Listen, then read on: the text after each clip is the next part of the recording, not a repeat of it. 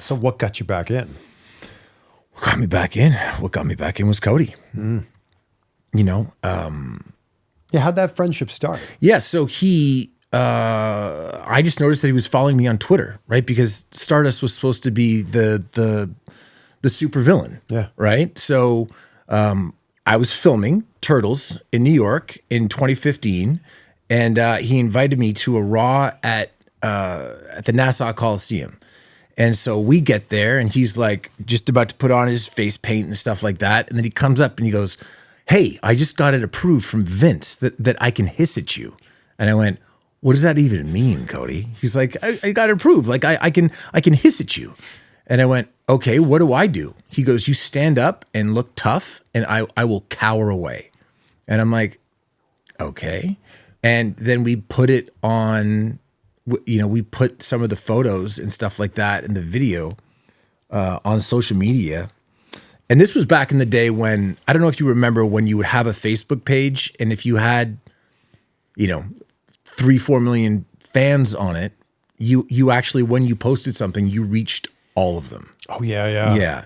Before they took the algorithm and they made it super weird. So when we're putting those photos up, the numbers that they were doing and the interactions, I think just became impossible for WWE to ignore. And, Cody fought really hard for our match. And I think that there were a lot of naysayers. I think that Hunter was a big naysayer, like didn't like the idea from what I understand, but then came up and sought me out after the match. And we took a photo with, he's doing the too sweet. And he was like, "Respect, man." Wow. Yeah.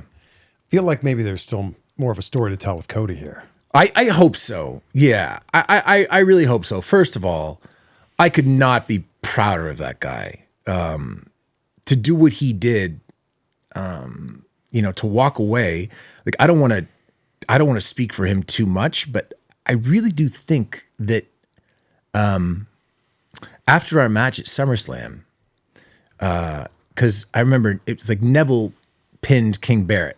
And then they did the camera thing where as Cody's walking out of the ring, they got the camera on him and they got the camera on me, which is the sign, the universal sign in wrestling. We're not done. Yeah. We have unfinished business. And so the plan was, as best I can recall, was there was a pay-per-view after SummerSlam, and then the October pay-per-view was going to be in LA at Crypto, Staples, whatever. Yeah. And Cody and I were supposed to have a cage match. And just like we were getting ready to send a ring up to Vancouver for me to do a bunch more training, because I basically faked my way through the SummerSlam match. Like, it was very, very, like, I could still probably take you through the beats of it right now.